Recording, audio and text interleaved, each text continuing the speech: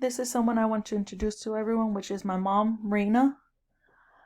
I had a difficult choice with this assignment because I didn't know who to choose. It was between my dad and her because both of them have been hardworking, dedicated, and loving to my brothers and I. But for now, I just chose my mom.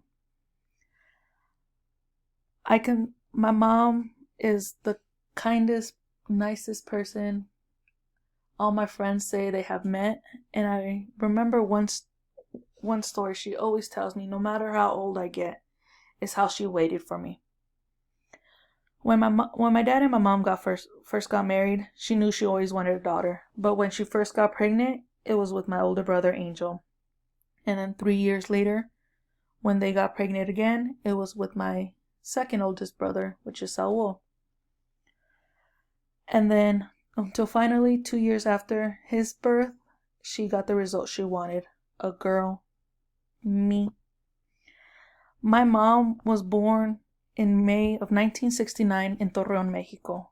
Both my parents have immigrated before we were born because they wanted to give us a better life. And what I mean by that is she would always tell me stories about her living in Mexico, which was hard because either it was minimum wage that they wouldn't get paid properly, or just in general some crimes that she would always tell me that Mexico's authorities, it was always run by money and never by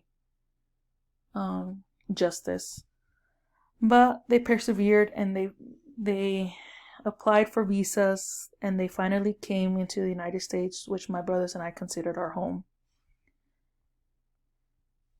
They had a hard time moving in here, especially my dad and both my parents. They were both hard when they first moved here because it was a new place, a new language, something that they would have to get used to right away. But my mom was hopeful and she's like, this is where we're going to start our new life. And they did.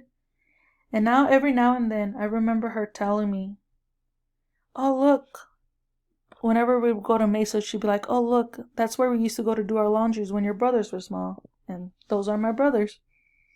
Or it would be like, oh, this is where we used to live before you were born. She would always have something new and exciting to tell me. But I consider her to be influential because she taught me to work hard, to push ahead. And it's something I always looked up to her because when we first started school, my mom was still learning the language. She was still learning English.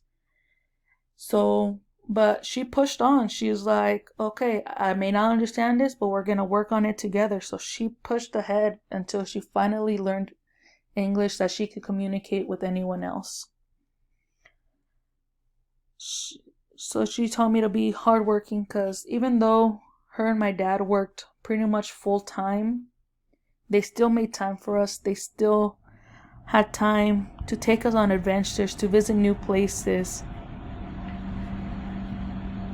But for me, I was always close. My mom and I have always been close. No matter if we butt heads, if we argue, we know that we can count on each other. She's always been there for me. She listens to my struggles and she gives me great advice.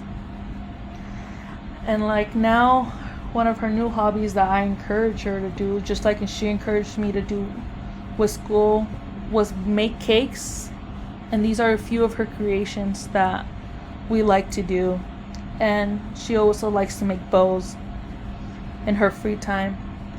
And that's something else I like to get from my mom, which is creativeness. She loves to make new things. She likes to explore.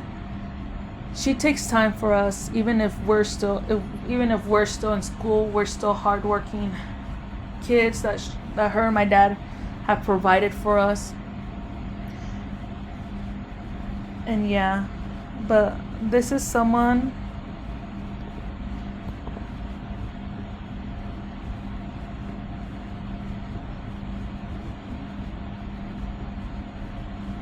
and that is who my mom is, a kind, loving, dedicated, caring person